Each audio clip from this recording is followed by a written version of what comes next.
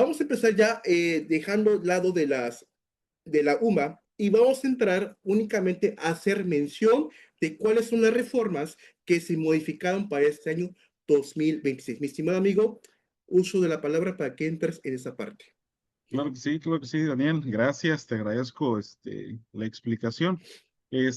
Pero también me gustaría hacer mención, como tú bien indicas, la importancia, ¿no? que tiene en este caso el reflejo de la inflación y el impacto que tiene en los aspectos que van a estar aplicándose en estos meses.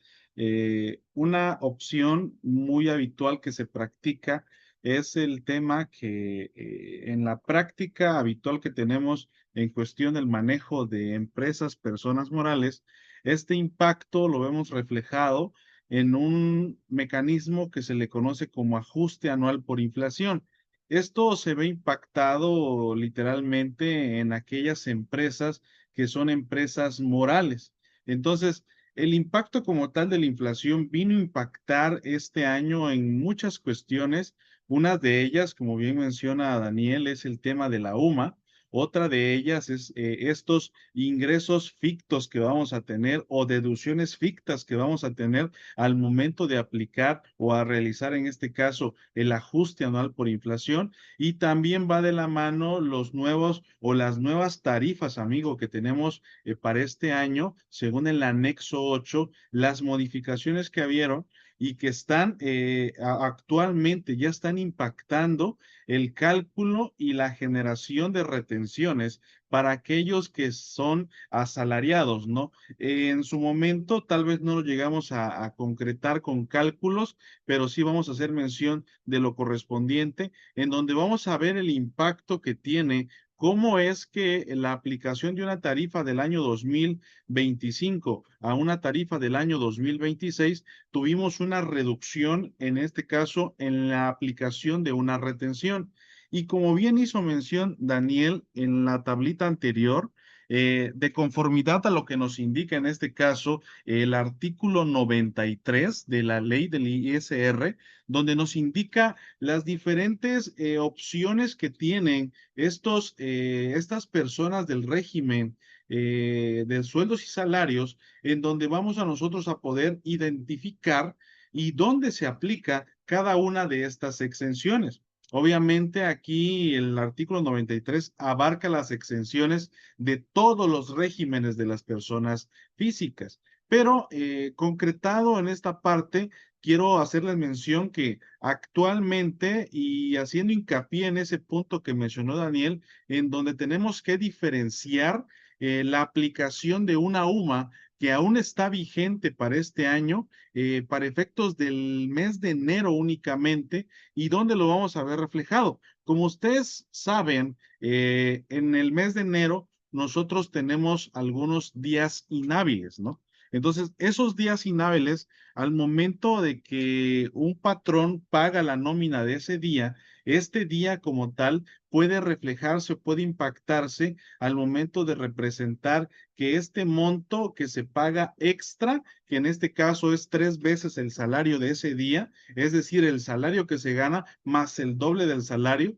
ese doble del salario tiene un tope exento y el tope exento que tenemos que aplicarlo es el 50% de ese monto, pero la tasa como tal aplicable o el fundamento lo tenemos como tal en este documento que estamos mostrando ahorita en pantalla, ¿no?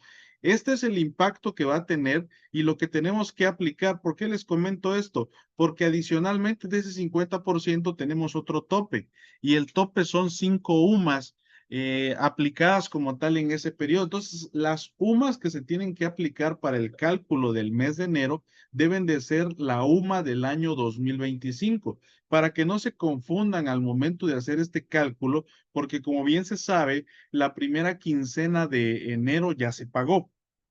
Entonces sería conveniente ver si sus sistemas de nómina realizaron los ajustes correspondientes en cuestión de los días de descanso y si se aplicaron las modificaciones como tal que tienen el impacto a estos conceptos para ver y detallar claramente la parte exenta y la parte grabada de cada uno de estos conceptos. Sin más que nada, amigo, avancemos para la siguiente lámina. Mire, en este caso, como bien comentó Daniel, vamos a hacer mención de algunas adecuaciones, modificaciones, en este caso, nuevas implementaciones de reformas que vienen para efectos como tal de este año 2026. ¿Me ayudas con la siguiente lámina, amigo? En este caso, tenemos el Código Fiscal de la Federación y como se hace mención acá, se reformaron como tal estos artículos. El artículo 17F, el artículo 17H.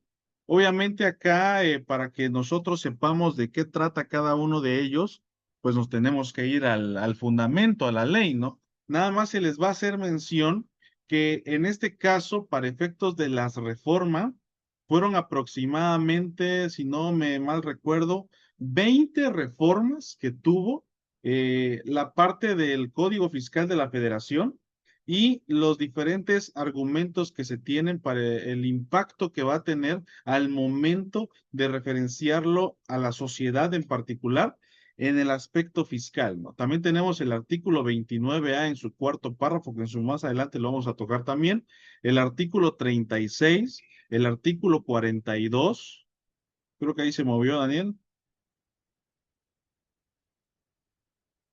A ver, esperemos ahí que están Listo, amigo. adecuando. Ok. Tenemos el artículo 48, el artículo 52, el artículo 59, el artículo 81, el artículo 83. Todos estos artículos corresponden al Código Fiscal de la Federación. La siguiente lámina, amigo. También tenemos los artículos 105, 117, 141, 143, 144, 145, 150, 151, 156 bis y 156 ter. Todos estos como tal son los artículos que se modificaron para efectos y se reformaron. Son 22 artículos que se reformaron del Código Fiscal de la Federación. Y se adicionaron la siguiente, amigo, los artículos 17H en la fracción 13, el artículo 17H bis en la fracción 12, 13 y 14, el artículo 27, el artículo 29, el artículo 29 bis, el artículo 30, el artículo 42. Todos estos artículos fueron los que se adicionaron al Código Fiscal de la Federación para complementarlos para la práctica para el ejercicio 2026. Nos vamos a la siguiente, amigo. Y adicionalmente a esto, tenemos unos artículos más que se adicionaron. Y el artículo que se adicionó es el 49 bis, que ese artículo vamos a estar tocándolo más adelante de una forma más detallada, a efecto de poderles hacer mención el nuevo proceso de revisión que va a tener la autoridad a aquellos contribuyentes que pues contemplen dentro de su contabilidad alguna operación inexistente y tiene una gravedad ya en un sentido más en el aspecto de la pérdida de la libertad. No es justo, sino que es el tema como tal que vamos a comentar. Tal vez lo toquemos más adelante y lo detallemos un poquito más. También hubieron cambios en cuestiones de lo que son las sanciones económicas, que son las multas. El artículo 81 y el artículo 82 hacen referencia a esas multas nuevas que se van a aplicar para este año. El artículo 103, perdón, 104 y el artículo 113, 115 y 141, amigo del Código Fiscal de la Federación, son los que se adicionaron para este año 2026. La siguiente, amigo. ¿Ok? Únicamente se deroga un artículo que es el artículo 66A, fracción sexta, inciso B. Este artículo 66 del Código Fiscal de la Federación hace referencia a lo que son los pagos en parcialidades o pagos, en este caso, a cuenta, ¿no? Entonces, hicieron una pequeña modificación a esta parte. Como les comentamos, solamente estamos haciendo mención de cuáles fueron estos artículos que se reformaron, que se adicionaron y que se derogaron para efectos de este año 2026. La siguiente, amigo.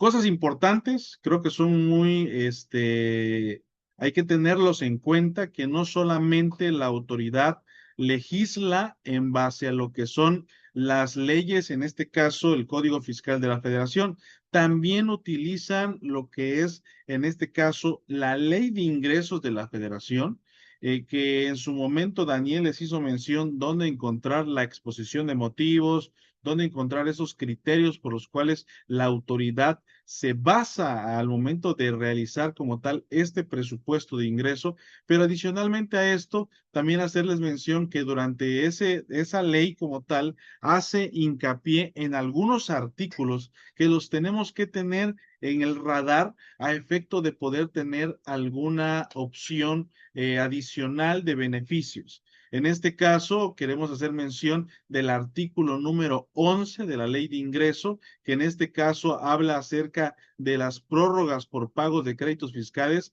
que se causan recargo, es decir, que para este año 2026 tenemos un nuevo recargo y para comentarles también que los planes de financiamiento a efecto de obtener un pago en parcialidad o un pago diferido por parte de la autoridad para este año 2026 incrementaron esas tasas, así que no es nada barato y es muy interesante aquí hacer un análisis de las perspectivas que se pueden tener en caso de que un contribuyente tenga un crédito fiscal determinado o en este caso esté en un proceso de regularización y el contribuyente qué opciones tiene a efecto de poder hacer la regularización o pagar el crédito fiscal. Entonces, si buscamos un mecanismo de solventación por parte de la autoridad, nos van a ofrecer estos beneficios fiscales. Aquí el análisis va en el efecto de que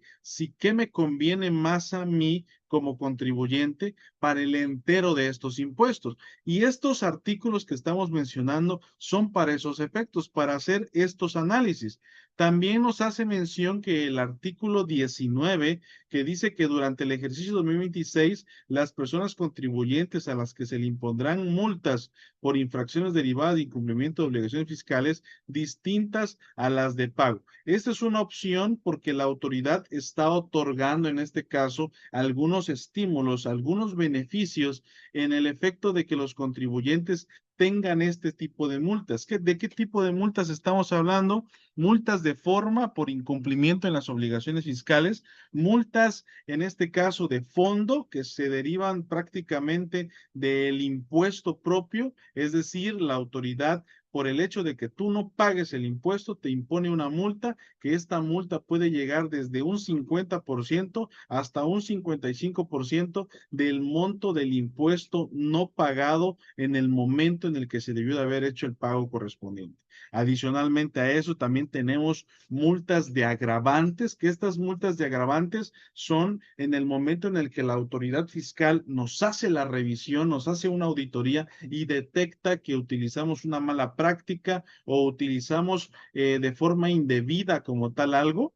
Y en el supuesto de utilizar el artículo 67 del Código Fiscal de la Federación, nos impone la sanción económica por agravios a la autoridad y que esta sanción económica puede llegar a imponer o a impactar a parte del contribuyente desde un 60 hasta un 80% del valor de la contribución. Así que es algo delicado, es algo importante tenerlo en cuenta el cumplimiento en tiempo de las obligaciones y adicionalmente a esto tenemos los estímulos que en este caso el artículo número 20 de la Ley de Ingresos nos habla de qué estímulos tienen los contribuyentes para poder así hacerse beneficio de estos.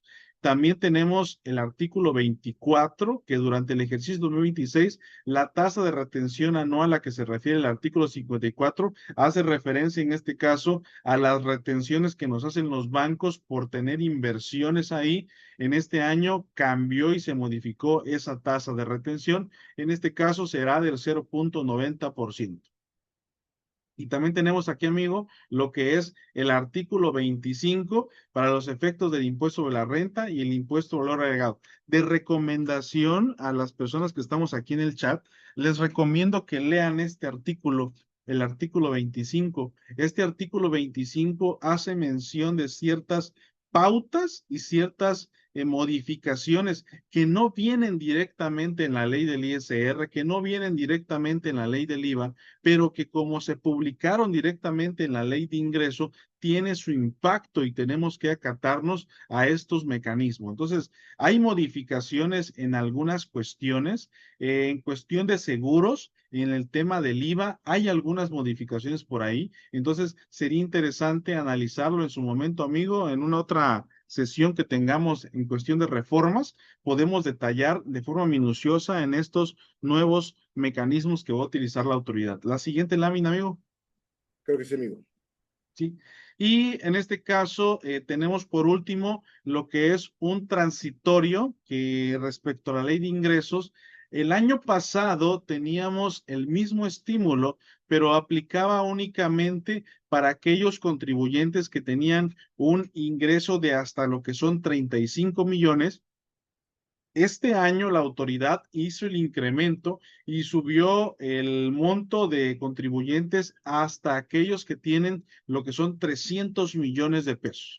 Es decir, si tú eres un contribuyente persona física o moral que tiene ingresos de hasta 300 millones de pesos y no utilizaste el estímulo el año 2025 correspondiente en este caso al ejercicio 2023 para atrás, en este caso, puedes hacerte acreedor a este beneficio, es decir, te van a reducir 100% de recargos, te van a reducir 100% de gastos de ejecución y te van a reducir 100% de multas. En este caso, es algo muy interesante de analizarlo y ver las diferentes opciones o alternativas que se pueden llegar a tener al momento de ser un contribuyente que está en un proceso de facultades de comprobación y llega al punto de tener el oficio de observaciones, que ya es la parte última de la auditoría, y en ese momento el contribuyente puede optar por adherirse a este estímulo y en este caso le tendrían que condonar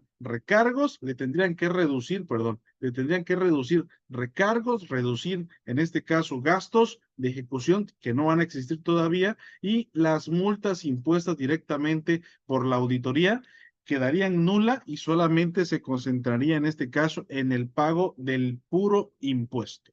La siguiente, amigo. Ok, no sé si quieras comentar esta parte tú, Daniel. Pues prácticamente hablando sobre lo que es la parte del IEPS, se reforman el artículo 1, 2, 3, quinto y quinto A. Aquí voy a comentar alguna sección, el famoso impuesto sobre los videojuegos, este famoso impuesto que pues se hizo muy popular, queda prácticamente, no derogado, sino que sale un decreto diciendo que ya no se va a cobrar el impuesto sobre los videojuegos que pues prácticamente generan algún tipo de violencia, porque no se puede determinar hasta qué grado de violencia es cada uno de estos videojuegos. Y al no determinarse, automáticamente sale el decreto para que pues no se cobre el impuesto especial sobre producción y servicio a los videojuegos que pues quieren categorizar esos apartados. Como aquí comentaba mi estimado amigo Bet, esto simplemente damos mención a las reformas que se modificaron, se derogaron y por supuesto los que se anexaron. Aquí para que lo tengan como fines informativos. Si quieren un curso de reformas para que entremos a cada uno de los artículos, con gusto lo pueden solicitar a Clic Contable de México para que podamos hacer hincapié y profundizar sobre estos temas. Ahorita es el curso de la resolución miscelánea fiscal, pero aquí bajo, así que dando este regalito a ustedes para que tengan este conocimiento y esta información en su material. ¿Sale? Pues ahora sí, mi estimado amigo, vamos a lo que realmente nos toca, a las reglas de resolución de miscelánea fiscal para el año 2026. Mis estimados amigos, Contaclips, aquí su servidor y el amigo Ben pusimos las reglas más importantes que te van a servir día a día con el tema de la contabilidad o de tu empresa que tienes que conocer. ¿Sale? Bien, primeramente, conozcamos la estructura de cómo se conforman las reglas. Alguna gente ya lo conoce. Recordemos que se conforman de 12 títulos.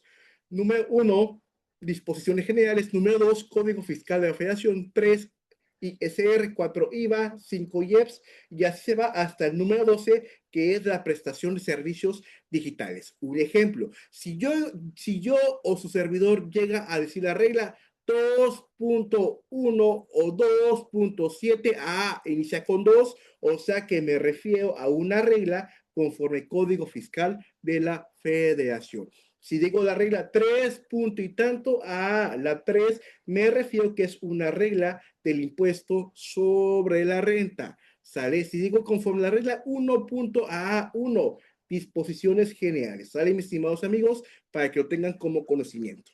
Ahora, el fundamento legal, para la gente que ya sabe, pues, se encuentra en su artículo 33 del Código Fiscal de la Federación. Dice que la autoridad fiscal, para el mejor cumplimiento de sus facultades, estarán a lo siguiente, fracción primera, proporcionar asistencia gratuita a los contribuyentes y ciudadanía, procurando, eso que, publicar anualmente las resoluciones dictadas por las autoridades fiscales que establezcan disposiciones de carácter general, agrupándolas de manera que facilite su conocimiento por parte de los contribuyentes. Se podrán publicar aisladamente aquellas disposiciones cuyos efectos se limitan a periodos inferiores a un año. Las resoluciones que se emitan conforme a este inciso y que se refieren al sujeto, objeto, base, tasa o tarifa, no van a generar obligaciones o cargas adicionales a los establecidos a las propias leyes fiscales. Mis estimados amigos, dejemos esto en claro. La resolución de miscelánea fiscal no va a generar ninguna obligación adicional, simplemente es facilitar, ¿sí?, al contribuyente en sus obligaciones que tiene a continuación. Al igual que dar información, la resolución se acompaña con los siguientes anexos. Son 20, casi como 25 anexos que hablan del anexo 1 hasta el anexo 30 y por supuesto estos anexos que estoy haciendo mención ya están en su link. El link se les compartió dos links. En el link de leyes hay una carpeta que dice anexos. ¿Me pueden confirmar, por favor, si ya están ahí los anexos? Si no, a lo mejor los chicos del despacho lo siguen bajando la información. Si me pueden apoyar, por favor, repito, en el grupo de WhatsApp les mandan unos links donde ahí, cuando le pican, hay una carpeta de leyes y ahí están los anexos. Si me pueden apoyar, por favor, si ya están los anexos incluidos. Si están contra, excelente, Esteban, si están. Ahí están todos los anexos para este año 2026, ¿sale? Para que lo descarguen, mis estimados amigos. Ahí está. Bien. No voy a mencionar todos, pero prácticamente lo vamos a ver con el contador BET, el cálculo. Mi estimado amigo, a ver si nos puede hacer un cálculo de nómina conforme anexo 8 y aplicación de subsidio, ¿no? Creo que se va a hacer al final, ¿sale? Bien, vamos a comenzar porque tengo mucho que ver. Sale, a ver, rápidamente. Regla 2.7.1.46. Reglas que ya no se publicaron para el año 2026. Reglas que ya no se publicaron para el año 2026. ¿Cuál regla? La 2.7.1.46. 2 significa Código Fiscal de la Federación. 7 significa comprobante fiscal digital por Internet, o sea, CFDI. 1, disposiciones generales. 46, a plazos para la cancelación de CFDI. Esta regla, mis estimados amigos, ya no se encuentra en la resolución miscelánea fiscal. ¿Por qué no? Porque ya se agregó o se modificó al artículo 29 del Código Fiscal de la Federación, donde menciona que los plazos para la cancelación del CFDI se podrá efectuar a más tardar el último día del mes en el cual se va a presentar la declaración anual del impuesto sobre la renta. Mi estimado amigo, ¿algo que comentar en esta regla? Sí, sí, sí, Daniel, aquí hay algo muy, muy relevante en este aspecto que viene a resarcir, ¿no? En el impacto del día a día de la operación de la empresa. Tenemos que tener muy en cuenta el hecho de que actualmente ya se dio por terminado lo que es el cierre de un ejercicio fiscal, ¿no? ¿Sí? Eso lo tenemos que tener muy, muy en cuenta. Entonces, ¿qué queremos decir con esto? La autoridad actualmente, pues, da un plazo establecido para que nosotros contribuyentes podamos hacer las correcciones o modificaciones pertinentes para que el cumplimiento de la obligación se dé en este caso en tiempo y en forma, ¿no? Entonces, aquí lo interesante de este artículo y como bien indicas, es que esta regla ya no está existente actualmente, ya no se está publicando, pero el plazo como tal se mantiene, que más adelante lo vamos a comentar en otra regla que ya es la que quedó como vigente y es la que va a tener el impacto al momento de hacerle el comentario puntual de cómo se tiene que manejar el tema de la cancelación para este ejercicio 2026. Correcto, mi estimado amigo. Pues ahí está, las reglas que ya no se publican para el año 2006, esta ya no, desde el 2005 estaba, para este 2026 ya no está. ¿Por qué? Porque este párrafo igual ya se adicionó al artículo 21 del código, ¿sale? Pero vamos a continuar. ¿Cuáles son las reglas nuevas que marca la resolución miscelánea fiscal? Pues ahí está, mis estimados valientes. Conforme al Código Fiscal, encontramos la famosa regla 2.4.17, 2.5.20, 2.7.1.48 y aquí conforme al código. Al igual conforme a reglas que marca la ley de ingresos, que igual los vamos a hacer mención conforme cada una de las diapositivas. Pero aquí están las reglas nuevas que se encuentran para esta resolución miscelánea fiscal 2026. ¿Sale? Igual acá, más reglas nuevas que vamos a hacer mención. Ahora, reglas sin cambios para el ejercicio 2026. Igual hay reglas que no han cambiado, únicamente fue copia y pega. Se mantienen las reglas que aquí pues hacemos mención. Al igual lo vamos a platicar cuando entremos a estos apartados. Bien, vamos a continuar. Primera regla, días inhábiles, 2.1.62, código 1, disposiciones, punto 6. Aquí menciona lo que son los días inhábiles para la autoridad fiscal. Apuntemos que conforme a esta regla, la autoridad fiscal, o sea, Satanás, no va a trabajar el día 2 y 3 de abril. Sale para que lo tengan apuntado que Satanás, el SAT, no va a trabajar el día 2 y 3 de abril. Ahora, voy a comentar lo siguiente. Que el SAT no trabaje no significa que los impuestos no se presenten. Lo dice el artículo 12 del Código Fiscal de la Federación. Apunten, artículo 12 del Código Fiscal de la Federación, creo que su cuarto párrafo o su tercer párrafo establece que aunque la autoridad fiscal no trabaje, los impuestos se tienen que declarar a más tardar el día 17 del mes inmediato posterior. ¿Sale? Importante este punto que acabo de comentar. ¿Sale? Ahí está, para que lo tengan como conocimiento. Mi estimado amigo, ¿algo que agregar? Sí, sí, sí, amigo. Siempre hay que comentar algo puntual en cada una de estas reglas.